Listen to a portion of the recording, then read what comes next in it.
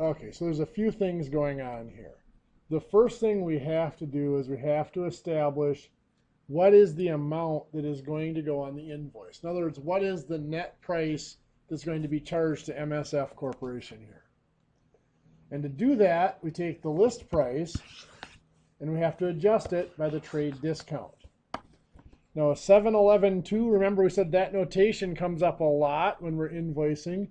We have to distinguish it between dates, trade discounts, and a chain trade discount in this case, and the terms of sale. In this case, this is a chain trade discount. The 7 represents a 7% discount. Now remember, we converted this into a net decimal equivalent, or a net price equivalent.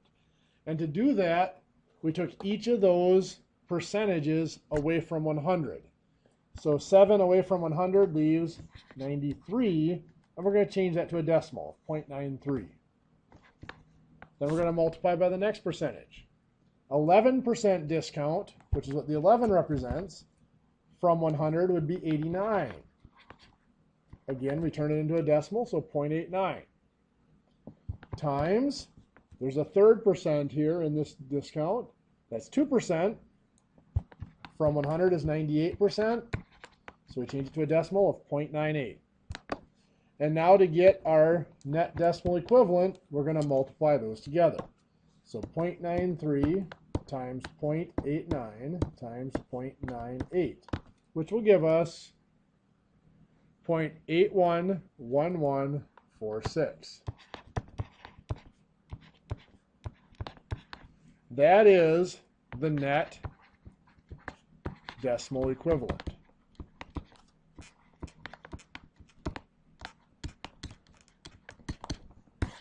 What that's telling us is what portion of the list price is actually going to be paid by MSF Corporation. So the net price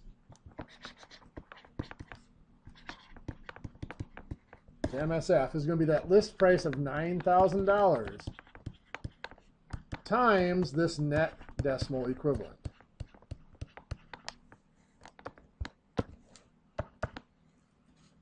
So 9,000 times that, $7,331. So $7,300.31, rounded to the nearest penny. So that is their net price. That is what would appear on their invoice, the invoiced amount. Now, before I move on, there is something else here called the single discount equivalent, or single decimal discount equivalent, and that is found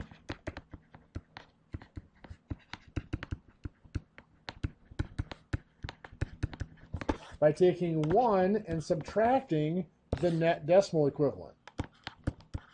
So 1 minus the 0.811146, which will give us 0.188854. That amount, that decimal rate, is used to find the amount of the discount. Now in this case, the amount of the discount isn't important once we know the net price, but if we wanted to find it, we would go back to that $9,000 list price times the 0.188854, which will give us $1,699.69. That is the trade discount amount.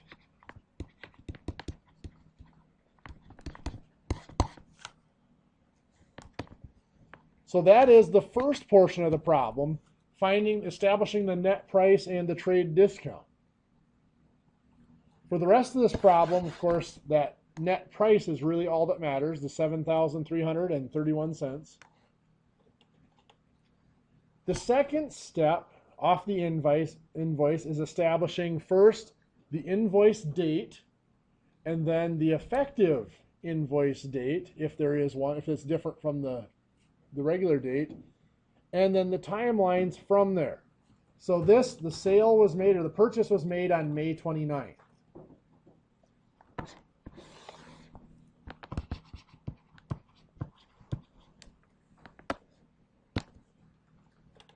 our terms of sale, 310 means that there is a 3% discount in the first 10 days.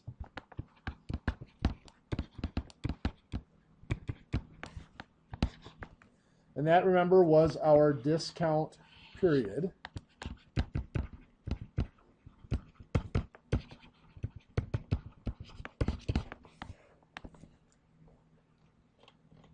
And then usually there would be like a net 30 or a net 60, N30 or N60 that would follow that. But in this case, we have EOM. That does two things.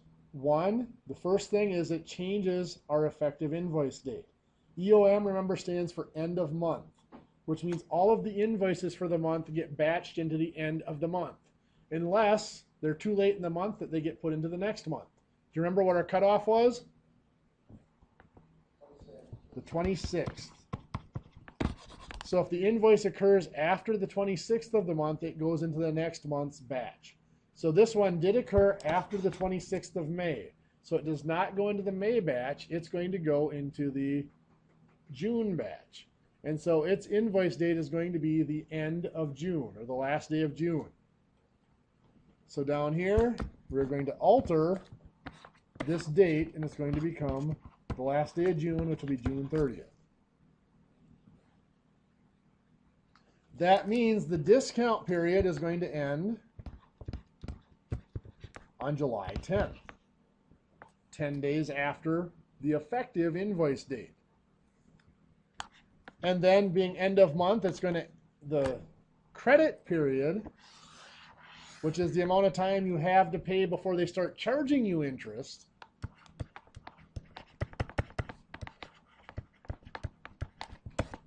now remember, this is open to interpretation depending on who is doing it. It could either be the 30th of the next month or just the last day of the next month. So the end of the credit period, we're going to list it as July 31st, the end of that month. So now that we've established the timeline, the whole purpose of this is to establish, do they get the cash discount on their payment? Their payment was made on July 6th. That would fall right in here. So they do get a 3% discount. So what they get credited for is discounted by 3% to their payment. We discussed this. The easiest way to do it is to take the amount that we pay and multiply not by 3%, but 100 minus 3 again, which is 97%, so 0.97, and get the amount that we are credited. Oops, I did that backwards, didn't I? This will be divided by 0.97 and get the amount we're credited. If we're paying off the whole thing, you take the full amount times the 0.97 to get what you have to pay. So in this case, we paid $4,000. So we're going to take 4,000 divided by the 0.97 to get the amount of our credit.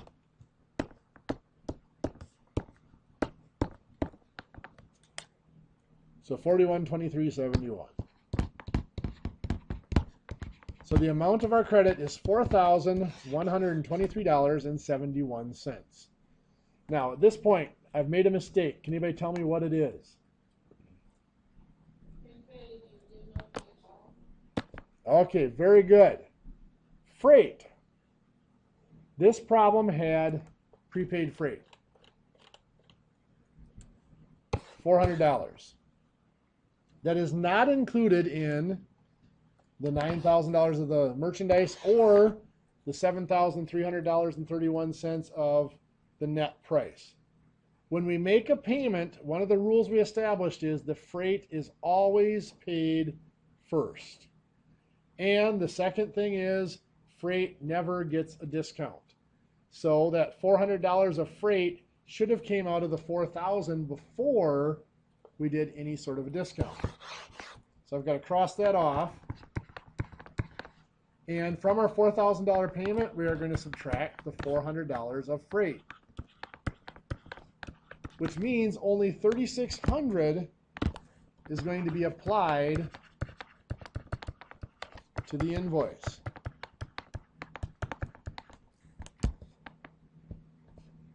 So back to this calculation here, we're going to take the $3,600, and that's what we're going to divide by 0.97 to get the amount credited.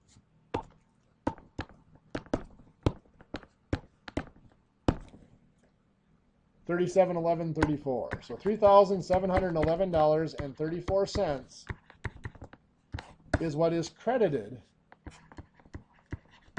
to that invoice. So now to figure out how much is still due, the outstanding balance, we take that net price, $73.31, $7,300.31. That is the net price. And we are going to subtract from that the credit of $3,711.34.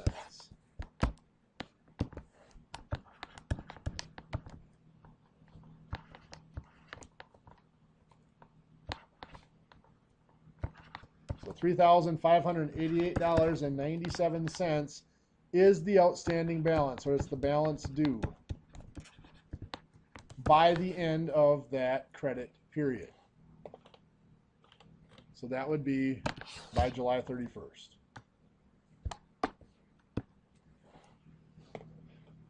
There was a lot to that one. Let's look at another example similar to it, just to make sure we get all the steps down. So let's say that on November 8th, PMR Corp buys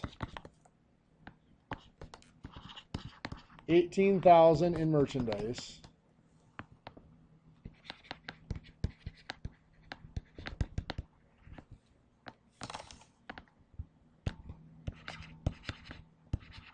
PMR's trade discount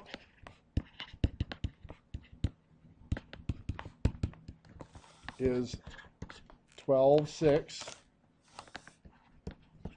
and the seller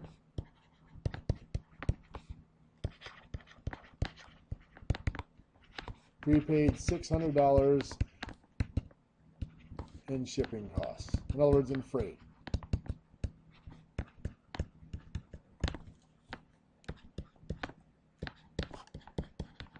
If the terms are 2.5 net 30 and PMR pays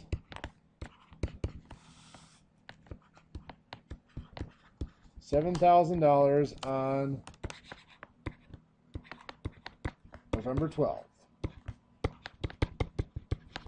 Find the balance due, or the outstanding balance, however you want to word it. Okay, so again, the first step here is to establish what the net price is, or what goes on the invoice. So we're going to start with the trade discount,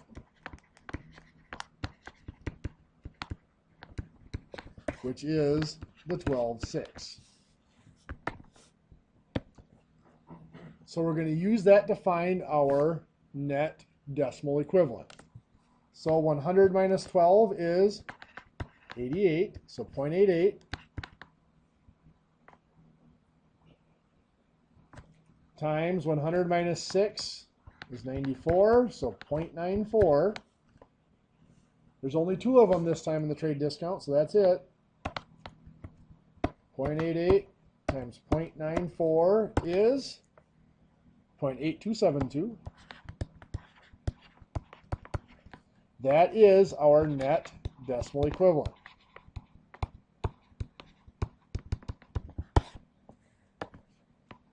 From that, now we're not going to find the single equivalent discount rate here. We're just going to go ahead and find the net price, and that's all we really need for this example. So our net price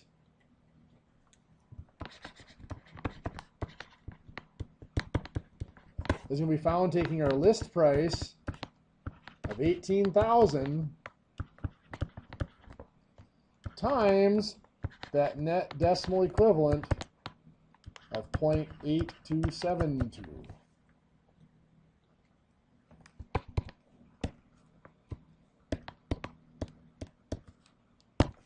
To give us $14,889.60. $14,889.60.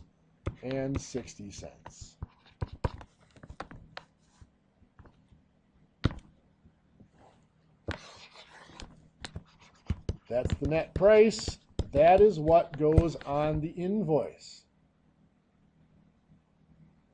So I don't forget, though, also on the invoice is going to be the $600 in prepaid freight.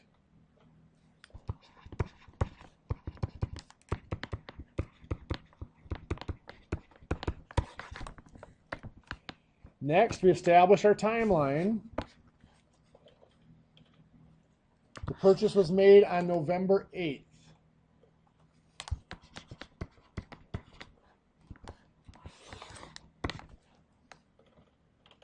Now remember, it's page 396 in your book that you have that chart. If you wanted to look up November 8th and find the number of the day of the year for November 8th, you could use that to find the end of your discount period and the end of your credit period.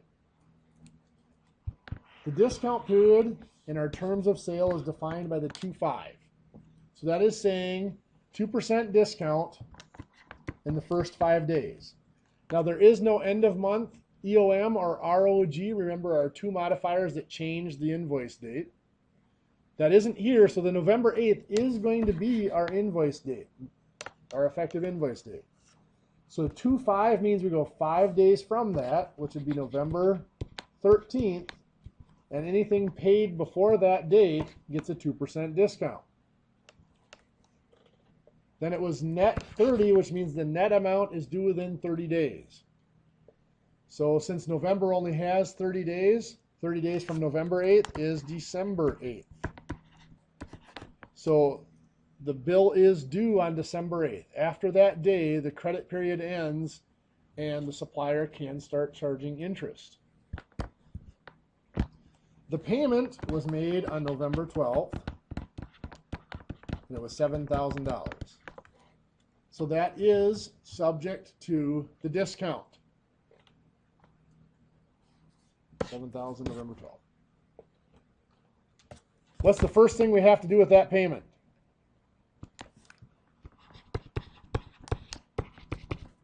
We have to pay the freight of $600. So $6,400 is going to go towards the invoice, which is the $14,889.60. That $6,400 is subject to the discount of 2%. So to figure out what the amount credited to the invoice is, we apply the 2%. Now again, it is $6,400 divided by 0.98. Where does the 0.98 come from? 100% minus 2% is 98%. As a decimal, that is 0.98.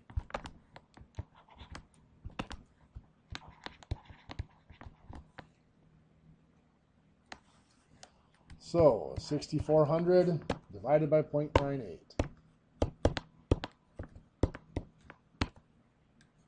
6530, 61. So the amount credited is $6,530.61. So we will take $14,889.60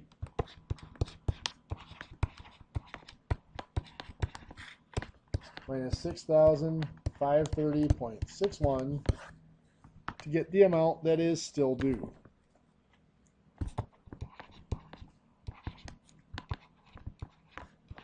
I'm getting $8,358.99 is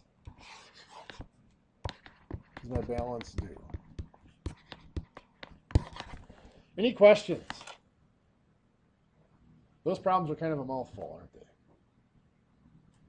Okay. That is about as bad as it can possibly get from last week, by the way. That is pretty much everything we learned all wrapped up into one problem. A lot of different components there. The dates for finding the end of the discount and the end of the credit periods. The decimal equivalents for the credit, the net price decimal equivalent and the discount decimal equivalent. And, of course, partial payments. Okay, well, we'll start on our new stuff for this week. I'm going to end that recording there quick.